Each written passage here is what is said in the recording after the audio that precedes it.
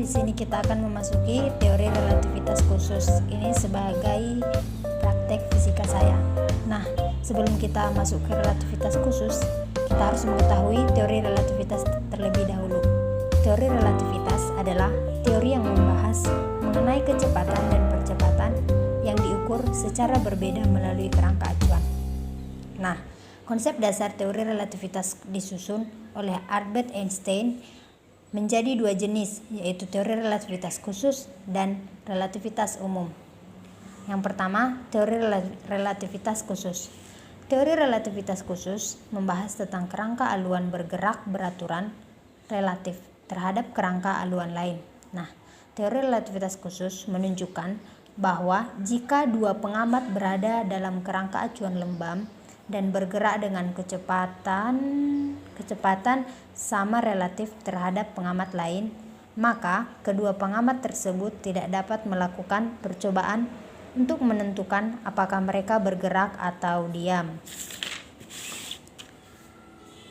Menurut Albert Einstein, penjumlahan kecepatan relatif yang mendekati kecepatan cahaya adalah V sama dengan V1 tambah V2 per 1 tambah V1 dikali V2 per C kuadrat, yang dimana V1-nya itu ialah kecepatan benda 1 terhadap tanah, V2 adalah kecepatan benda 2 terhadap benda 1, V-nya kecepatan benda kedua terhadap tanah, dan C itu rumus tetapannya 3 kali 10 pangkat 8 meter per sekon.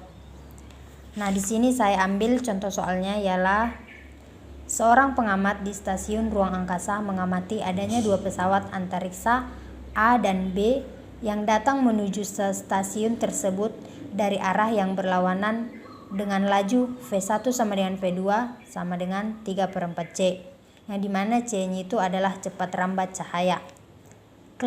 Kelajuan pesawat A menurut pilot pesawat B adalah A 9/16 C, B 8/9 C, C 24/25 C, dan D 4/3 C, E 3/2 C. Nah, di sini yang tadi yang diketahui V1. Diketahui V1 sama dengan V2 3/4 C, maka V1 sama dengan 3/4 C, V2 3/4 C. Lalu yang ditanya kelajuan pesawat A menurut pilot pesawat B adalah, yang ditanya di sini V sama dengan, nah lalu kita jawab rumus V tadi yaitu V1 tambah V2 per 1 tambah V1 dikali V2 per C kuadrat. Nah, di sini V1 tadi 3/4 C ditambah V2-nya 3/4 C per 1 tambah V1 3/4 C dikali V2-nya 3/4 C per C kuadrat. Maka V sama dengan 3/4 C ditambah 3/4 C. Ini menjadi 6/4 C per 1 tambah 3/4 C dikali 3/4 C. Ini kan 3/4 C dikali 3/4 C. Maka ini menjadi 3 kali 3 9 per 4 kali 4 16. Ini menjadi C kuadrat.